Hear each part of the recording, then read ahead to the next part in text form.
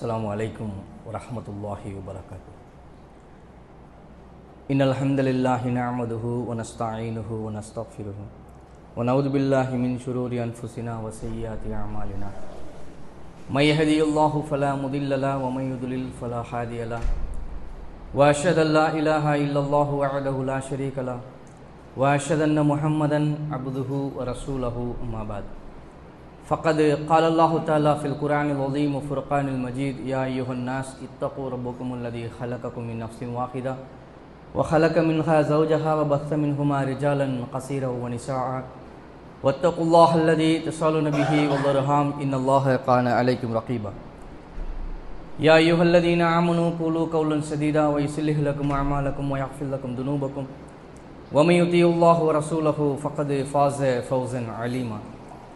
رب اشرح لي صدري ويسر لي أمري واحلل عقدة من لساني يفقهوا قولي. إن أصدق الحديث كتاب الله وخير الهدي هدي محمد صلى الله عليه وسلم فقال: وشر الأمور محدثاتها وكل محدثة بدعة وكل بدعة ضلالة وكل ضلالة في النار. புகழ் அனைத்தும் ஏக இறைவனாகிய அல்லாஹ் ஒருவனுக்கே உண்டாவதாக என்று அல்லாஹ்வை போற்றி புகழ்ந்தவனாக அவனுடைய வற்றாத பெரும் கருணையும் சாந்தியும் சமாதானமும் அவனுடைய மேலான பாவ மன்னிப்பும் எம்பெருமானார் ரசூலுல்லாஹி ஸல்லல்லாஹு அலைஹி வஸல்லம் அவர்கள் மீதும் அவர்களை பின்பற்றிய அனைத்து முஸ்லிம்கள் மீதும் குறிப்பாக இந்த கடமையை நிறைவேற்ற வந்திருக்கக்கூடிய நம் அனைவர் மீதும் உண்டாவதாக என்ற பிரார்த்தனையோடு இறுதி தூதரின் இறுதி நாட்கள் என்ற தலைப்பில் நபிகள் நாயகம் ஸல்லல்லாஹு அலைஹி வஸல்லம் அவருடைய வாழ்க்கையினுடைய கடைசி 6 நாட்களினுடைய ஆதாரபூர்வமான செய்திகளினுடைய தொகுப்பையும் அதில் நாம் பெற வேண்டிய படிப்பினைகளையும் நாம் பார்க்க இருக்கிறோம். அன்பிற்குரிய சகோதரர்களே, சகோதரிகளே, அல்லாஹ்வுடைய நல்லடியார்களே, அல்லாஹ்வுடைய தூதர் ஸல்லல்லாஹு அலைஹி வஸல்லமுடைய வாழ்க்கை ஒரு முஸ்லிமுக்கு எல்லா பகுதியும் படிப்பினையாக இருக்குது. அதில் குறிப்பாக இந்த 6 நாட்களில் நடைபெற்ற நிகழ்வு, அல்லாஹ்வுடைய தூதர் ஸல்லல்லாஹு அலைஹி வஸல்லம் அவங்க ரபியுல் அவ்வல் பிறை 10, 11, 12 ஹதீசுகளில் வேற வேற நாள் சொல்லப்படுது. ஆனால் அதில் ஏதோ ஒரு திங்கக்கிழமை மூத்தா போறாங்க. அந்த திங்கக்கிழமைக்கு முன்பாக உள்ள சனிக்கிழமை, ஞாயிற்றுக்கிழமை, அதற்கு முந்தைய சனி, அதற்கு முந்தைய வெள்ளி, அதற்கு முந்தைய வியாழன், அதற்கு முந்தைய புதன். புதன், வியாழன், வெள்ளி, சனி, ஞாயிறு, திங்கள், இந்த 6 நாளும் அல்லாஹ்வுடைய தூதர் ஸல்லல்லாஹு அலைஹி வஸல்லம் அவங்க கடுமையான வலியிலே, வேதனையிலே துன்பப்பட்டு சக்கராத்தினுடைய வேதனைகளை அனுபவித்து மரணிக்கிறார். அந்த சூழ்நிலையிலும் மனித சமுதாயத்திற்கு, முஸ்லிம்களுக்கு அதிகமான படிப்பினைகளை வைத்திருக்கிறார். இந்த நிகழ்வுகளில் சொல்லப்படக்கூடிய சில விஷயங்களை மட்டும் நாம் கபருக்குள்ள போற வரைக்கும் கடைபிடித்தோம் என்று சொன்னால், நாம் இந்த உலகை விட்டு பிரியும் வரைக்கும் இந்த விஷயத்திலே மட்டும் கவனம் செலுத்தினோம் என்று சொன்னால், நிச்சயமாக அல்லாஹ்வுடைய அருளால் மறுமையிலே வெற்றி பெறுவதற்கான எல்லா அம்சங்களையும் இந்த கடைசி 6 நாள்ல அல்லாஹ்வுடைய தூதர் அவர்கள் நமக்கு வலியுறுத்தி சொல்லக்கூடியதை பார்க்கிறோம். அல்லாஹ்வுடைய தூதர் ஸல்லல்லாஹு அலைஹி வஸல்லம் அவங்க இறப்பதற்கு முன்பு வரைக்கும் அந்த 6 நாளும் கடுமையான வேதனையில நிற்க முடியாம மயக்கமுற்று கடுமையான வேதனை சந்திச்சாங்க. அதுக்கு முன்னாடி வரைக்கும் அல்லாஹ்வுடைய தூதர் எப்படிப்பட்டவங்க? தைரியசாலி, திடகாத்திரமானவங்க, பல போர்க்களங்கள்ல முன்னால் நின்று சண்டை செய்தவர்கள். ஹுனைன் போர் அப்படின்ற ஒரு போர்ல எதிரிகள் எல்லாம் முஸ்லிம்களை வீழ்த்தும் பொழுது அல்லாஹ்வுடைய தூதரை விட்டு எல்லாம் ஓடி விடுகிறார்கள். கிட்டத்தட்ட 18,000 பேர்கள் வரலாற்று ஆசிரியர் சொல்றாங்க. 12,000 18,000 பேர் வரைக்கும் கலந்து கொண்ட முஸ்லிம்கள் இருந்த ஒரு போர். கடைசி கட்டத்தில் எதிரிகளுடைய சுட்டு அடிக்கி தாங்க முடியாம முஸ்லிம்கள் சிதறி ஓடிடுறாங்க. கிட்டத்தட்ட 80 பேர் தான், 80 இல்ல 100 பேர், அவ்வளவு பேர் தான் அல்லாஹ்வுடைய தூதரை சுத்தி இருக்கிறாங்க. அதிலும் கூட சில பேர் ஓடினார்கள் என்ற செய்தியெல்லாம் பார்க்கிறோம். மிக முக்கியமான சஹாபாக்கள் எல்லாம் இந்த செய்தியில பார்க்கிறோம், புறமுகிட்டு ஓடுனாங்க. அல்லாஹ்வுடைய தூதர் மட்டும்தான் நின்று சண்டை செய்தார்கள் பார்க்கிறோம் வரலாறுல. அது மட்டும் இல்லாம மதீனாவுல ஒரு நாள் இரவு நேரத்தில் எல்லாரும் உறங்கி கொண்டிருக்கக்கூடிய சூழ்நிலையில திடீரென்று சப்தம் வருது. அந்த சப்தத்தை நோக்கி மக்கள் எல்லாம் பயந்து போர் வந்துருச்சா, எதிரிகள் வந்துட்டாங்களான்னு பார்க்கக்கூடிய நேரத்தில் ஒரே ஒரு மனிதர் மட்டும் எந்த பகுதியில் சப்தம் வந்துச்சா அங்கிருந்து வர்றாரு குதிரையில. கிட்ட நெருங்கி வர பார்க்கிறாங்க அல்லாஹ்வுடைய தூதர். அல்லாஹ்வுடைய தூதர் பயணம் செய்த குதிரையில மூக்கணாங்கயிறு இல்ல, சீட்டு இல்ல, எந்த விதமான கடிவாளமும் கிடையாது. அல்லாஹ்வுடைய தூதர் இறங்கி மக்களை ஆசுவாசப்படுத்தி வீட்டுக்கு அனுப்புறாங்க. யோசிச்சு பாருங்களேன், ஒரு பகுதியில சப்தம் வருது, அங்க எதிரிகளா இருக்கலாம், போரா கூட இருக்கலாம், எந்த மாதிரியான சூழ்நிலையா இருக்கலாம். ஆனாலும் கடிவாளம் போடாத ஒரு குதிரையில ஏறி உக்காந்து போய் பார்த்துட்டு வந்து மக்களை ஆசுவாசப்படுத்துறாங்கன்னா எவ்வளவு துணிச்சல் வேண்டும், தைரியம் வேணும். அல்லாஹ்வுடைய தூதர் இருந்துச்சு, போய் வந்துட்டு மக்களை ஆசுவாசப்படுத்துறாங்க. இப்படி இருந்த அல்லாஹ்வுடைய தூதர் கடைசி 6 நாள் சொல்ல முடியாத வேதனையை அனுபவிக்கிறார். வலி தாங்க முடியாம கதறுகிறார், துடிக்கிறார். நாம் எல்லாம் அல்லாஹ்வுடைய தூதரை உயிருக்கும் மேலாக நேசிக்கிறோம் என்று சொல்லக்கூடியவர்கள். அல்லாஹ்வுடைய தூதரை பற்றி தவறாக யாராவது பேசினால், அல்லாஹ்வுடைய தூதரை பார்த்து யாராவது தவறாக ஒரு விஷயத்தை சொன்னால் கோபம் கொண்டு கொந்தளித்து அதற்காக பதிலடி கொடுக்கக்கூடிய ஒரு சமுதாயம். அல்லாஹ்வுடைய தூதரை உயிருக்கு மேலாக நேசிக்கிறோம், என் மனைவியை விட, என் பிள்ளைகளை விட, இந்த உலகத்தை விட, ஏன் இன்னும் என் உயிரை விட அவர்தான் மேலானவர். நம்புறோமா இல்லையா? அப்படி நம்பக்கூடிய நாம இந்த விஷயத்துல நல்ல ஆழமா சிந்திச்சு பாருங்க. அல்லாஹ்வுடைய தூதரை நான் நேசிக்கிறேனா இல்லையா என்பது நான் சொல்லக்கூடிய அந்த உரையிலே உங்களுடைய உள்ளத்திலே மிகப்பெரிய ஒரு பாதிப்பை அது ஏற்படுத்தி விட்டது என்று சொன்னால் நாம் அல்லாஹ்வுடைய தூதரை நேசிக்கிறோம் என்று அர்த்தம். ஏதோ வாரம் வரோம், பயானி கேட்கிறோம், கலைந்து போய்விடுவோம் என்ற மாதிரி இல்லாம கொஞ்சம் உங்கள் கண் முன்னால் அந்த நிகழ்வுகளை எல்லாம் மனத்தை கண் நான் சொல்ல அப்படியே ஓட்டிக்கிட்டே வாங்கலேன். அப்படியே கற்பனை செய்து பாருங்களேன், எந்த அளவுக்கு அல்லாஹ்வுடைய தூதர் அவர்கள் துடித்திருக்கிறார்கள் என்பது நமக்கு புரியும். அல்லாஹ்வுடைய தூதர் ஸல்லல்லாஹு அலைஹி வஸல்லம் அவங்க எந்த நோயினால் பாதிக்கப்படுகிறார்கள் என்றால், ஒரு யூத பெண்மணி ஒரு விஷம் கலந்த உணவு கொடுக்கிறார். அதை சாப்பிடுவதனுடைய விளைவுதான் அல்லாஹ்வுடைய தூதருக்கு பெரிய நோயில கொண்டு போய் விட்டுருச்சு. அல்லாஹ்வுடைய தூதர் அவர்கள் எந்த நோயினுடைய தாக்கம் அதிகமாகுதுன்னா, அந்த புதன்கிழமையில அல்லாஹ்வுடைய தூதர் ஸல்லல்லாஹு அலைஹி வஸல்லம் என்ன செய்யறாங்கன்னா, அதற்கு முன்னாடி 8 வருஷத்துக்கு முன்னாடி உஹது போர் நடக்குது.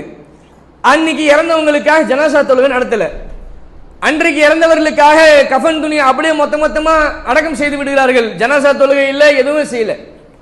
அவர்களுக்காக அன்றைக்கு ஜனாசா தொழுகை நடத்துறாரு. அந்த நினைவு கூர்ந்து அந்த மக்களுக்கு அறிவுரை சொல்றாரு, உபதேசம் பண்றாரு. இந்த உலகத்தை நேசிக்காதீங்க, உலகத்தை நோக்கி நீங்க போய்விடுங்களோ, அஞ்சுகிறேன் என்று அல்லாஹ்வுடைய தூதர் அவங்க அன்னைக்கு பயான் பண்றாரு. அதை நினைவு கூர்ந்து அன்றைய தினம் ஒரு சஹாபி மௌத்தா போறாரு, அவருக்காக ஜனாசா தொழுகை நடத்துறாங்க. முடித்து விட்டு வீட்டுக்கு வருகிறார்கள். மைமுனா ரலியல்லாஹு அன்ஹா வீட்டில் இருக்கக்கூடிய தருணம். அல்லாஹ்வுடைய தூதர் ஒவ்வொரு நாளும் ஒரு மனைவி வீட்டில் இருப்பாங்க. அன்னைக்கு மைமுனா ரலியல்லாஹு அன்ஹா வீட்டில் இருக்கக்கூடிய தருணம். வீட்டுக்கு நுழைகிறாங்க, பயங்கரமான தலைவலி, சொல்ல முடியாத வேதனையில துடிக்கிறார்கள், கதறுகிறார்கள். என்னால் வலி தாங்க முடியவில்லை, என் தலையில் ஏதாவது தண்ணீரை ஊத்திக்கிட்டே இருங்கம்மா. எந்த அளவு வேதனை ஒரு மனிதர் அனுபவித்திருந்தால் இந்த வார்த்தையை சொல்லுவார். வலி தாங்க முடியல, என் தலையில் நீரை ஊற்றிக்கொண்டே இருங்கள், அதனுடைய தாக்கம் குறைவாகும் என்று நான் நினைக்கிறேன். அல்லாஹ்வுடைய தூதர் சொன்னாங்க.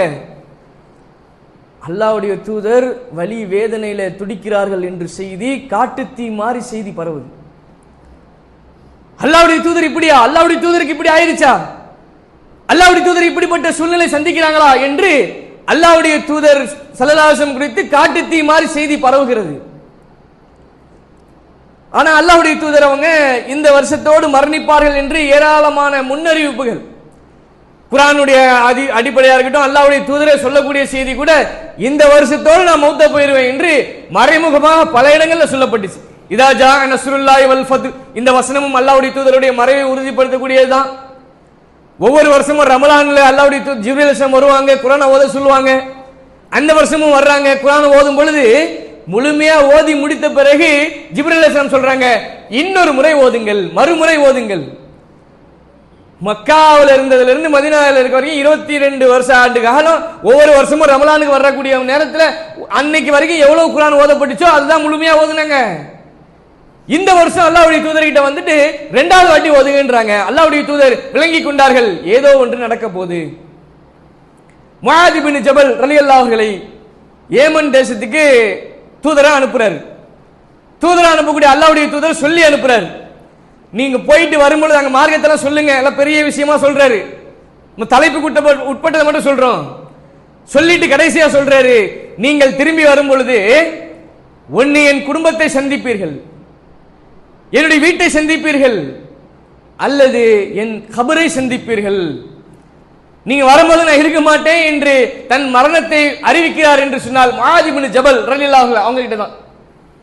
இப்ப அல்லாஹ்வுடைய தூதர் அவங்க வழியில துடித்துக் கொண்டிருக்கிறாங்க, செய்தி காட்டுத்தீ மாறி பரவுது. தன் மனைவி கிட்ட அனுமதி கேட்கிறாங்க, நாளைக்கு நான் யார்கிட்ட இருப்பேன்? ஆயிஷா ரலியல்லாஹு வீட்டில் இருக்கணும். அப்படியா, இன்னைக்கு எனக்கு அனுமதி கிடைக்குமா நாங்க போறதுக்கு? அனுமதி கொடுக்கிறாங்க. ஆயிஷா ரலியல்லாஹு வீட்டுக்கு அல்லாஹ்வுடைய தூதர் போறாங்க. எல்லா மனைவிமார்களும் வருகிறார்கள். அல்லாஹ்வுடைய தூதருக்கு அந்த வலியோடு வேதனையோடு அந்த நாள் கழிகிறது. அடுத்த வியாழக்கிழமை அல்லாஹ்வுடைய தூதர் ஸல்லல்லாஹு அலைஹி வஸல்லம் அவங்க ஃபஜ்ர் தொழுகைக்கு பள்ளிவாசலுக்கு போறாங்க. பள்ளிக்கு போய் சுபஹ் தொழுகிறார்கள். கட்டுக்கடங்காத கூட்டம். செய்தி காட்டுத்தீ மாதிரி பரவிச்சு. அல்லாஹ்வுடைய தூதருக்கு என்ன ஆயிருச்சு, அல்லாஹ்வுடைய தூதருக்கு என்ன ஆயிருச்சு, மக்கள் எல்லாம் பார்ப்பதுக்கு ஆர்வலா வர்றாங்க. அல்லாஹ்வுடைய தூதர் தொழுகை முடித்து விட்டு மக்களுக்கு மிம்பரில் நின்று ஒரு சின்ன பயான், இன்னல் ஹம்துலில்லாஹ், அல்லாஹ்வை புகழ்ந்து விட்டு சொல்கிறார். ஒரு மனிதருக்கு உலக வாழ்க்கையா மறுமையா என்று கேட்கப்பட்டது. அந்த அடியார் மறுமையை தேர்வு செய்து கொண்டார். அவ்வளவுதான் பயான். சபை முழுவதும் அமைதியா இருக்குது. என்னடா இது, அல்லாஹ்வுடைய தூதர் உடம்பு முடியாம இருக்காங்க, என்னமோ பெருசா ஏதாவது சொல்லுவாங்கன்னு பார்த்தா சிம்பிளா முடிச்சிட்டாங்களே.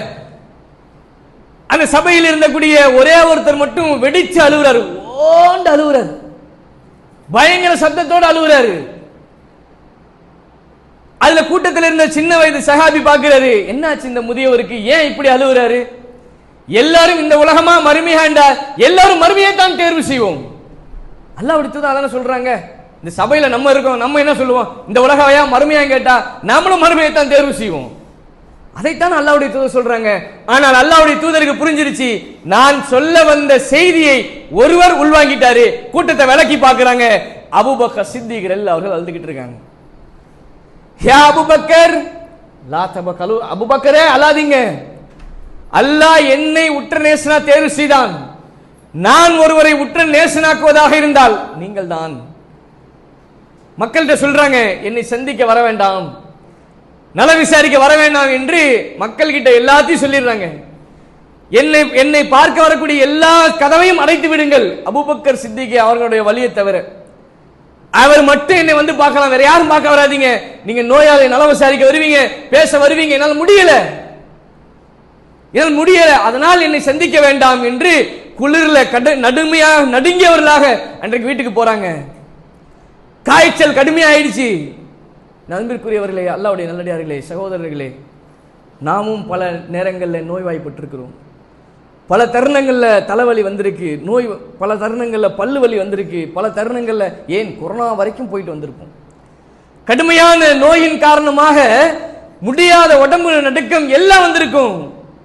கற்பனை செய்து பாருங்களேன், அல்லாஹ்வுடைய தூதருக்கு எப்படி வலியை அவர்கள் அனுபவித்துருவாங்க. காய்ச்சல்ல குளிர் போர்வையை போத்திக்கிட்டு நடுங்கி கொண்டு அல்லாஹ்வுடைய தூதர் இருக்கிறாங்க. அவர்கள் மனைவிமார்கள் எல்லாம் அங்க நின்று அப்படியே பேசிக் கொண்டிருக்கிறார்கள். எல்லா மனைவிமாரும் வந்துட்டாங்க, அல்லாஹ்வுடைய தூதரை பார்த்துக்கிட்டு இருக்காங்க.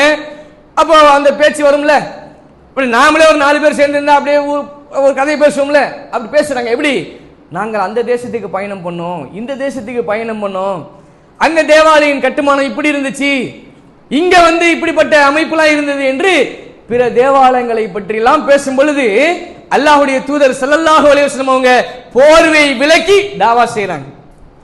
லஅனல்லாஹு வல் யஹூதி வன் நஸாரா, யஹூதிகள் மீதும் நஸ்ரானிகள் மீதும் அல்லாஹ்வுடைய சாபம் உண்டாகட்டும். அவர்களுடைய நபிமார்களுடைய கபறுகளை வணங்கும் இடமாக்கிட்டாங்க. என் கபரை அப்படி ஆக்கிடாதீங்க, என்னுடைய கபரை விழாக்காணும் இடமா ஆக்கிடாதீங்க என்று கடைசி சூழ்நிலையிலும் வசியத்து மக்களுக்கு தாவா செய்கிறார்கள். அதே லுஹருக்கு அசருக்கோ அல்லது மகரிபுக்கோ ஏதோ ஒரு வக்துக்கு மீண்டும் அல்லாஹ்வுடைய தூதர் பள்ளிக்கு போறாங்க. இந்த முறை அல்லாஹ்வுடைய தூதரால் நடந்து போக முடியவில்லை. பள்ளிவாசலுக்கு இந்த ஹதீஸை அறிவிக்கிறாங்க. அல்லாஹ்வுடைய தூதர் பள்ளிக்கு போனார். எப்படி தெரியுமா, 2 நபி தோழர்களுடைய தோல்ல கையை போட்டுக்கொண்டு அல்லாஹ்வுடைய தூதரின் கட்டை விரல் மணலில் கோடிட்டவாறு அப்படியே இழுத்துக்கிட்டே போனாங்க. நினைச்சு பாருங்களேன், அல்லாஹ்வுடைய தூதரை இழுத்துக்கிட்டு போயிருக்காங்க. அல்லாஹ்வுடைய தூதர் ஸல்லல்லாஹு அலைஹி வஸல்லம் அவங்க தொழுது விட்டு மக்கள் கிட்ட சொல்றாங்க, நான் பழி தீர்க்க வந்திருக்கிறேன், யாருக்காவது ஏதாவது கொடுக்கல் வாங்கல் இருந்தா இங்கே முடித்துக் கொள்ளுங்கள், மறுமையிலே வந்து எனக்கு எதிராக நிக்காதீங்க. அல்லாஹ்வுடைய தூதர் சொல்றாங்க. சபை முழுவதும் அமைதியா இருக்கிறது. ஒரே ஒரு மனிதர் எந்திரிக்கிறார். அல்லாஹ்வுடைய தூதரே, என்னிடத்திலே நீங்கள் 3 தீனார் வாங்கி தர்மம் செய்தீர்கள், அதை கொடுங்க. சபையினுடைய மொத்த கோபமும் அவரை பார்க்குது. அல்லாஹ்வுடைய தூதர், இந்த சூழ்நிலையில காசு வேணும் உங்களுக்கு, பெருசா இருக்கா? அவர் சொல்றாரு, இல்லை, அல்லாஹ்வுடைய தூதர் நிலைமை மோசமாக இருக்கிறது, அவர் கையால நான் வாங்கணும்னு ஆசைப்பட்டேன், அதற்காக வாங்குறாரு. ஒரு மனிதர் எந்திரிக்கிறார். அல்லாஹ்வுடைய தூதரே, நீங்கள் ஒரு முறை நடக்கும் பொழுது உங்கள் கை என் மீது பற்றுச்சு, நடந்து போகும்போது தெரியாம பற்றுச்சு, அதுக்கு உங்களை கட்டி அணைக்க விரும்புகிறேன். கட்டி அணைக்கிறார். தன்னிடம் இருந்த 7 தங்க காசுகளை தர்மம் செய்கிறார். ஒரு அடிமையை விடுதலை செய்கிறாரு.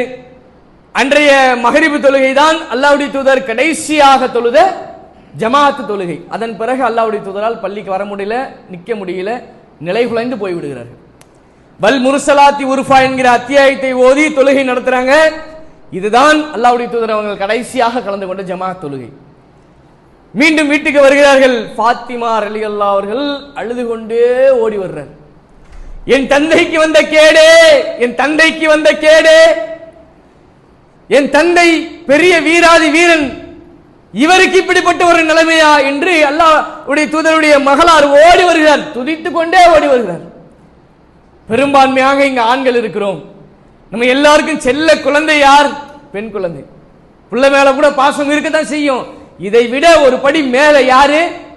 பெண் பிள்ளை மீது அவ்வளவு அளவு கடந்த பாசம் வைத்திருக்கக்கூடிய தந்தைமார்கள் நம்ம தான். சிந்திச்சு பாருங்களேன். அந்த பெண்மணி தன்னுடைய தந்தையினுடைய ஆசையா ஓடி வர்றாங்க. அல்லாஹ், என் தந்தையுடைய நிலைமை மோசமா இருக்கே, துடித்துக் கொண்டிருக்கிறார்களே. இடையில அல்லாஹ்வுடைய தூதர் தொழுகைக்கு எந்திரிக்கிறாங்க. மக்கள் தொழுது விட்டார்களா? இல்லை யா ரசூலுல்லாஹ், உங்களுக்கு தான் வெயிட் பண்றாங்க. எழுந்து இருக்கிறாங்க, உழு செய்யறாங்க, மயக்கமுற்று கீழே விழுறாங்க. மீண்டும் நினைவு வருது, மக்கள் தொழுது விட்டார்களா? இல்லை யா ரசூலுல்லாஹ், மீண்டும் எழுந்திருக்கிறார்கள், உழு செய்கிறார்கள், கீழே விழுகிறார்கள். 3 முறை இதே மாதிரி. இப்படி இருக்கக்கூடிய அல்லாஹ்வுடைய தூதரை பார்த்து ஃபாத்திமா ரலியல்லாஹு அவர்கள் துடிக்கிறார்கள். தந்தை இப்படி துடிக்கிறாரு, இப்படி வேதனைப்படுறாரு. அல்லாஹ்வுடைய தூதர் அழைக்கிறாங்க. ஃபாத்திமா கிட்ட ஒரு ரகசியம் சொன்னாங்க. ஃபாத்திமா ரலியல்லாஹு கிட்ட அல்லாஹ்வுடைய தூதர் அவங்க இறந்த பிறகு கேட்கப்படி, அல்லாஹ்வுடைய தூதர் என்ன ரகசியம் சொன்னாங்க? அப்படி முதல்ல அழுதீங்க, பின்னாடி சிரிச்சீங்களே. அல்லாஹ்வுடைய தூதர் துடிக்கிறத என்னால பார்க்க முடியல, அழுதேன், நான் கவலைப்பட்டேன். என்னை அழைத்து என் கவலையை குறைக்கும் விதமாக அல்லாஹ்வுடைய தூதர் சொன்னாங்க, கவலைப்படாத ஃபாத்திமா, இன்னும் கொஞ்ச நேரத்தில் உன் தகப்பனுடைய அந்த வேதனை கம்மியாயிடும், கவலைப்படாத, வேதனைப்படாத, என் வேதனை இன்னும் கொஞ்ச நேரத்தில் குறைஞ்சிடும், மௌத்தா போய் விடுவேன் என்று சொன்னார்கள். தாங்க முடியலை, அழுதேன், கதறினேன். மீண்டும் என்னை அழைத்து மறுமையில் என்னை சந்திப்பாய், கவலைப்படாதே என்று சொன்னார்கள். அதனால் நான் சந்தோஷத்தில் சிரித்தேன், மகிழ்ச்சியில என் மறுமையில் என் தந்தையை பார்ப்பேனே என்று சிரித்தேன் என்று அவங்க சொல்லக்கூடிய அந்த ரகசியத்தை உடைக்கிறார்கள். அல்லாஹ்வுடைய தூதரை இந்த இடைப்பட்ட நேரத்தில் ஒரு மனிதர் சந்திக்கிறார்.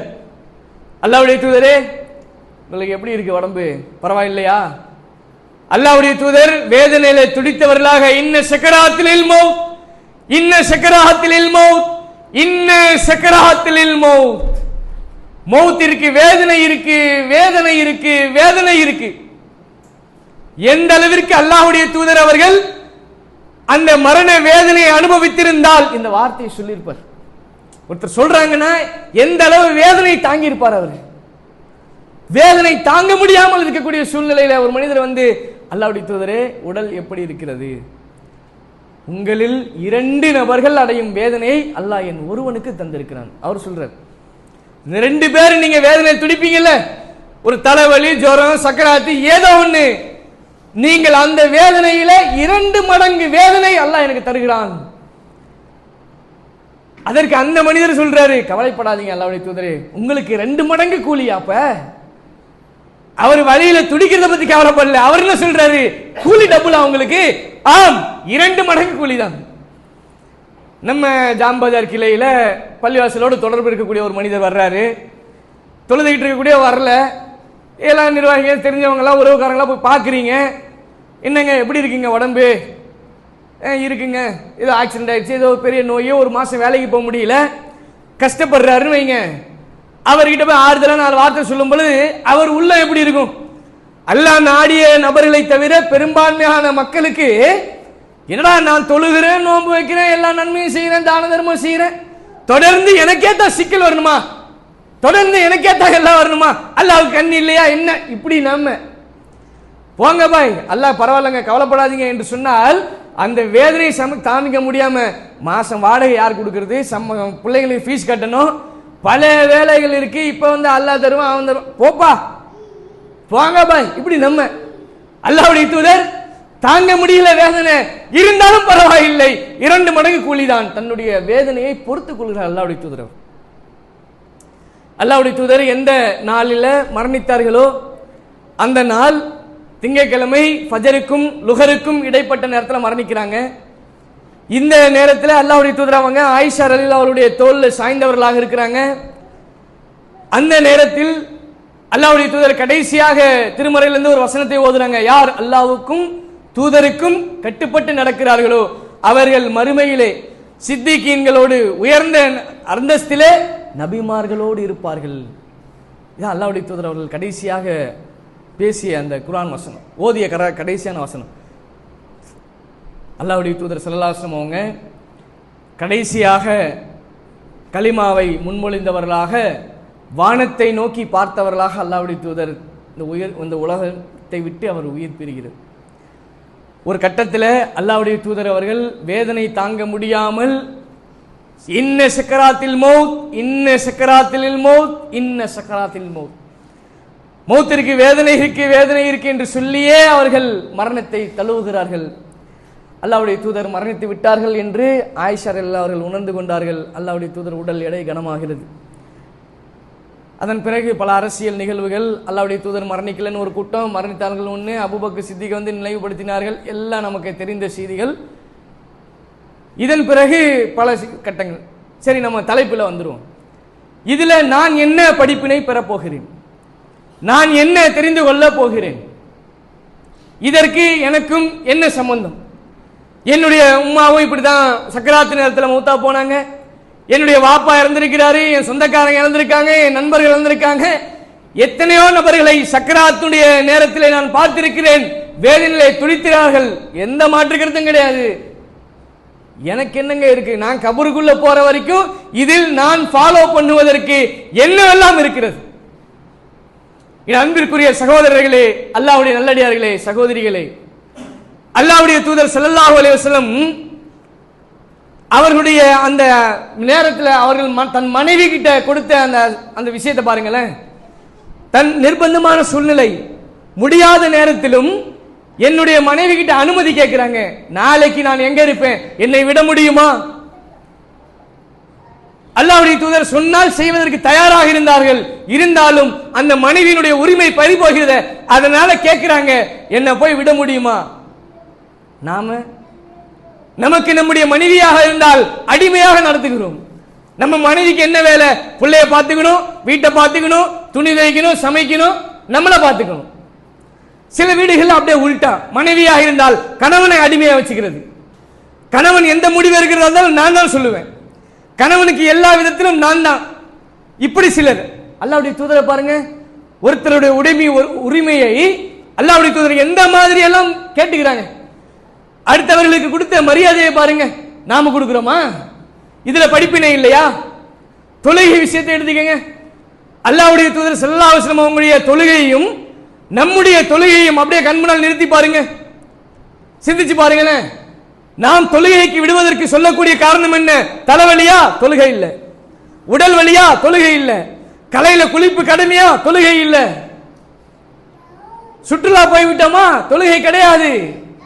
எங்கேயாவது பர்ச்சேஸ் போயிட்டோமா? தொழுக முடியாது. காரணம் என்ன? தொழுகை விடுவதற்கு சின்ன சின்ன காரணங்களை சொல்லக்கூடிய நாம் எங்க? அல்லாஹ்வுடைய தூதர் எங்க? ஃபஜருக்கு நடந்து போன அல்லாஹ்வுடைய தூதருக்கு அசருக்கு மகரிபுக்கு நடக்க முடியல, கால்கள் பலவீனமாயிருச்சு. பள்ளி வாசலுக்கு என்னை அழைத்து செல்லுங்கள், இழுத்து சென்றார்கள். மயக்கமுற்ற நிலையிலும் தொழுகைக்கு முக்கியத்துவம் கொடுத்த அல்லாஹ்வுடைய தூதர் எங்கே? தொழுகையை விடுவதற்கு சின்ன சின்ன காரணங்கள் சொல்லக்கூடிய நாம் எங்கே? வேலை, வியாபாரம், பொருளாதாரம், சம்பாத்தியம், இதற்காக தொழுகை விடக்கூடிய நாம் எத்தனை பேர் இருக்கிறோம்? இல்ல படிப்பினை இல்லையா? ஃபஜ்ர் தொழுகை விடுவதற்கு ஏராளமான காரணங்கள் சொல்கிறோம்.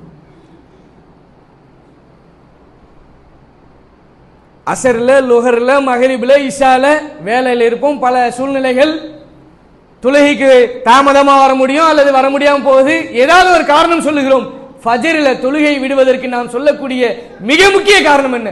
தூக்கம். இதை தவிர வேற என்ன சொல்ல முடியும்? 4 பேர், 5 பேர், 3 பேர், 2 பேர் 50 லட்சம், 60 லட்சம், 80 லட்சம் கொடுத்து பள்ளிவாசலை கட்டுகிறோம். எதற்காக? ஏகத்துவவாதிகள் நபி வழியிலே தொழுகை நடத்த வேண்டும் என்பதற்காகத்தானே. ஊர் ஊரா பல கிளைகள் போய் பள்ளிவாசலுக்கு காசு கொடுங்க, பள்ளிவாசலுக்கு காசு கொடுங்க. வேலையை விட்டுட்டு எல்லாத்தையும் இழந்து பள்ளிவாசலை எதற்கு அமைக்கிறோம்? அந்த பள்ளியிலே தொழக்கூடிய நபர்களுடைய எண்ணிக்கை எவ்வளவு? 4 பேர், 5 பேர், 3 பேர், 2 பேர். அல்லாஹ்வுடைய தூதர் அமானித விஷயத்துல எப்படி இருந்தாங்க?